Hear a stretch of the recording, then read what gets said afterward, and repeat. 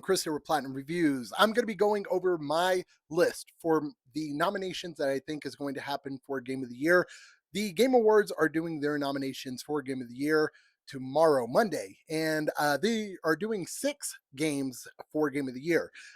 This is not in any particular order for what games I think are going to be nominated or the game I'm thinking is going to win, anything like that. I will say I do think Expedition 33 is going to win. That is also my game of the year easily.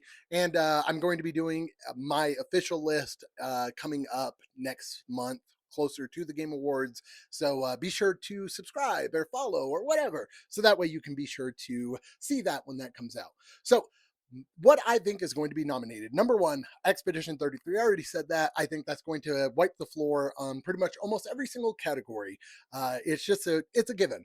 But before we continue with that list, I also do want to say what games I think is going to be snubbed.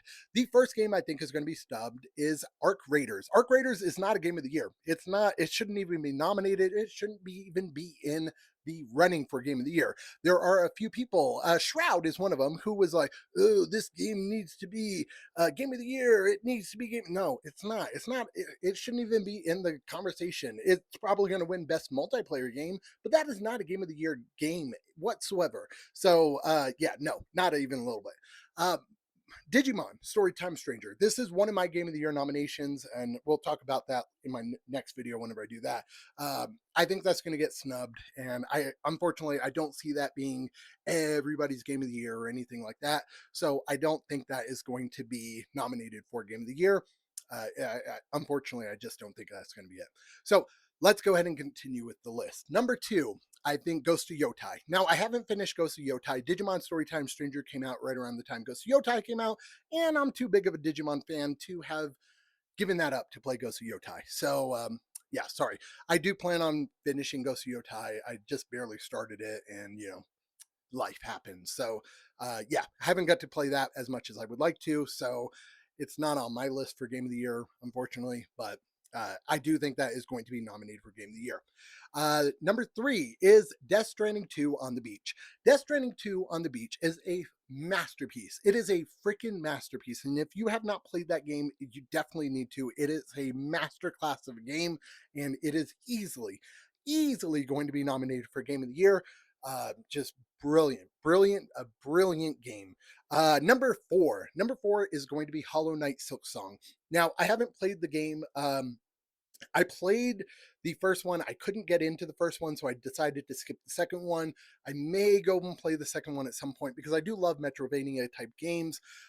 But I've heard countless people say how great Silk Song is, so I do assume that it is going to be nominated because everybody is saying how great it is. I do think if Silk Song is not nominated though, that Hades 2 will be nominated instead. It is going to be a toss up between the two, but I do think Silk Song is going to take it over that. So up next is going to be Donkey Kong Bonanza. Now, this is one of those games that I did play. I bought a Switch 2 on launch, and I didn't like it. I could not get into Donkey Kong Bonanza. And I'm one of those rare people that just couldn't get into it. It came out while I was on call for work, and when I'm on call, I don't get a lot of sleep. So I was like, okay, let me take a week. Let me get off of on call and try it again.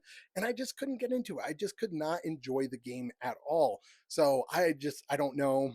I couldn't enjoy it. I know a lot of people did enjoy it. There's a lot of people that said that Bonanza is amazing. Um, I I do think it's going to get nominated. There's definitely a chance that it could get nominated. So I'm going to say that that is going to be nominated for Game of the Year. Last but not least is going to be Split Fiction. If you have not played Split Fiction, you're messing up. That is an absolute brilliant game. Joseph Ferris never misses. He won Game of the Year previously with It Takes Two, which was another brilliant game. Just whenever Joseph Ferris is making a game, he pours his heart and soul into that game, and this isn't different. Split Fiction is a brilliant game, and it brings that co-op experience back with just a game that needs to be played with somebody that you're close to. It is worth it. Um, as soon as I played that game, I was like, this is going to win Game of the Year easily.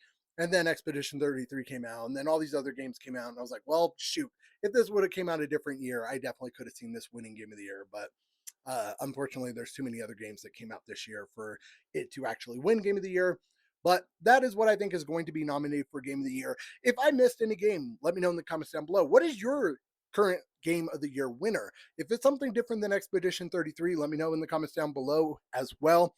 If I missed something, also let me know in the comments down below. This is Chris with Platinum Reviews. Thank you so much for watching. Don't forget to follow and subscribe for more video game content.